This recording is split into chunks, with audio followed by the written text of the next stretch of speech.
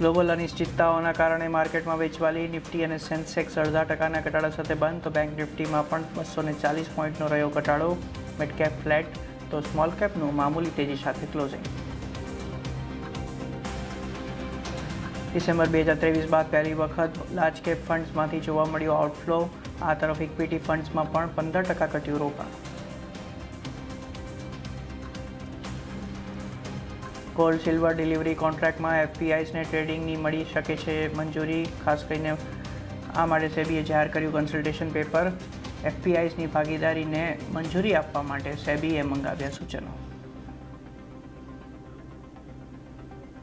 વધી રહેલા સારવારના ખર્ચની વચ્ચે સંસદીય સમિતિએ હોસ્પિટલ રૂમ રેન્ટ પર કેપિંગની કરી ભલામણ.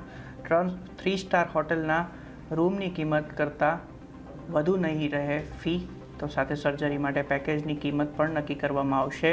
દવાઓ પર પણ લેન્ડિંગ કોસ્ટ અને ખાસ કરીને એમઆરપી ગેપ 20% સુધી મર્યાદિત કરવાની ભલામણ.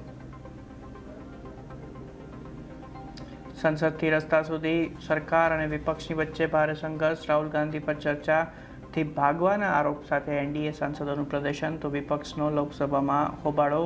સ્પીકર ઓમ બિરલા બોલ્યા, અમિત શાહ જવાબ આપવા માટે તૈયાર, વિપક્ષ કરે સહયોગ.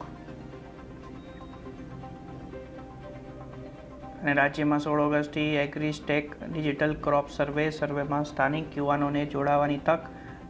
પૂર્ણ સર્વે દીઠ ₹10 મહેનતાણું.